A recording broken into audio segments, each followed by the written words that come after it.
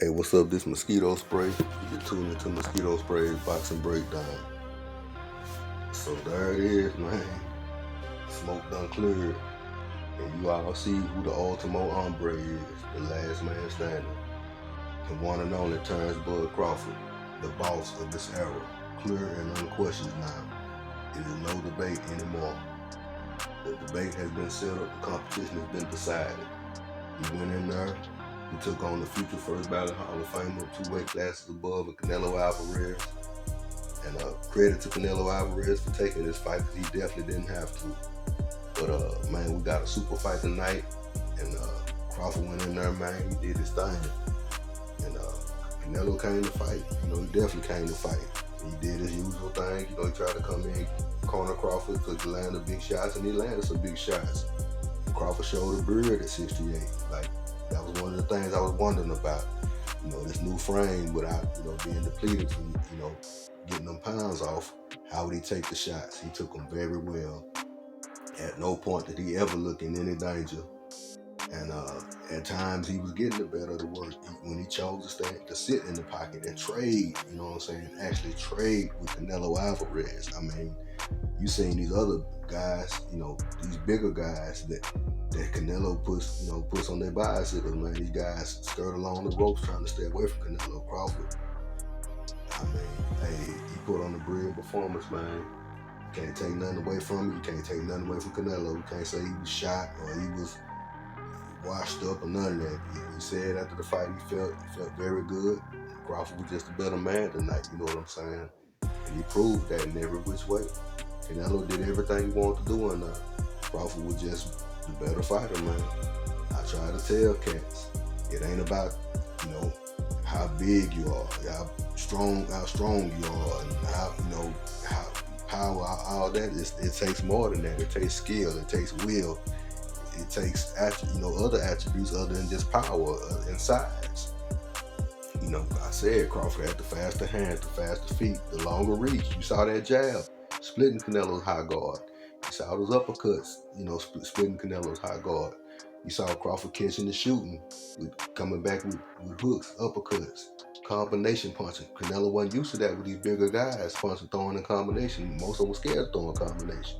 You saw Crawford punching in between Canelo's shots, catching them with them straight left hands on the way in, stopping his forward momentum, you know what I'm saying? And then exiting out the side, you know what I'm saying? Hey, it was a brilliant performance, man. Both fighters put on a good fight, you know what I'm saying? Canelo fought the best fight he could put on. Crawford is just on another level. That's what I've been trying to tell cats, man. I said these are my 2 favorite fighters, but I see the level Crawford is on. He's been fighting different styles. He's been constantly testing himself, keeping himself sharp. I mean, look who working at the gym, went in the gym to get ready for this fight. You seen Lester Martinez on this card tonight. I mean, man, he had Christian and Billy ready to go in the 9th round. You know what I'm saying? Crawford, mixing up with this cat every day. Then he got these young fast guys, Shakur Stevenson and all these other young cats coming in to keep him sharp, keep him on his toes, man. And Canelo, he's just been getting comfortable these last few years, fighting the same fighter over and over. These guys is heavy-footed, and ain't throwing too many combinations. He's beating their arms up, beating their bodies up, and touching them early with something tough, dropping them most of the time, and taming these guys. When he landed these shots on Crawford didn't go anywhere, and he fought back. And he made Canelo work when he didn't want to work. You could see Canelo in there huffing and puffing at times, trying to get that second win, you know what I'm saying, in the corner. And, Crawford just showed he's on another level, man. He's on another level now. We talk about the accolades now. So, what is it? 5-division champion, 4-division lineal champion, 3-division undisputed champion in the 4-belt era. I mean, my pound for pound records come out this month. It's no question who's at the top of them now. I mean, I had Usyk at the top based on the inactivity of Crawford or whatever. I had to respect to Usyk for what he's done, but after this, it's not even a debate anymore, man. Crawford is the boss of this era, man. I mean, the only thing that hurts him as far as when you compare him with the all-time greats is the lack of opportunity, man, because he, when he's at 40, he's trying to get the Pacquiao fight. Bob Arum stopped that from happening. And at 47, he had to wait 5 years before he could really get in the mix like that. Porter didn't want to fight him until he didn't have a belt anymore. Danny Garcia didn't want no parts of him. Keith Thurman didn't want no parts of him. Spence, we all know what happened with that. You know what I'm saying? He had to wait 5 years before he finally got his recognition, man. And now since he's able to get these, the big fight, you see what he's doing. I mean, that's Canelo Alvarez he just did this to, man. And I did predict on my breakdown, my pre-fight breakdown, that I said it would be two cards, scored 8-4 for Crawford, and I figured one judge would score 7-5 for Canelo, but that didn't even happen. One judge did have an 8-4 Crawford, the other two had a 7-5 Crawford. So, I mean, I guess I was right with my prediction, you know what I'm saying? He won a comfortable decision, and it was a great fight, man. A great fight. A great night of fights all together. Not everybody came through. Unfortunately, Steven Nelson got stopped in the prelims. He let a guy get a combination off, man, and he hit him about 20 shots in a row. And Nelson just didn't throw nothing back. He left the ref with no charge. You know what I'm saying?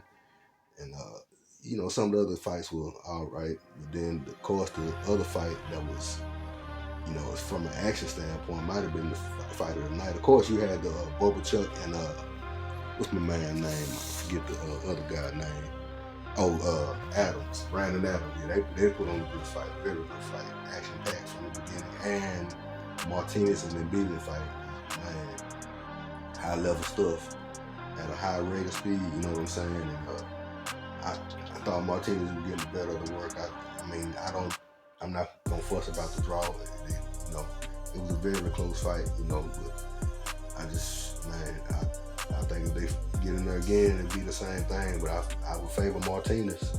He's a more skilled guy than Mbili. He's just kind of a come forward, test your will, and try to overpower you. And he couldn't do that with Martinez. Martinez was lining him up with some big shots. Some uppercuts, eating him up. Then he found an overhand right over the second half of the fight. And I thought he really had Mbili ready to go in round 9, man. But them boy was tired though. You know what I'm saying? He just kept working. But it was a good fight. But then the main event, man. Then the Fernando Vargas Jr. fight, whatever.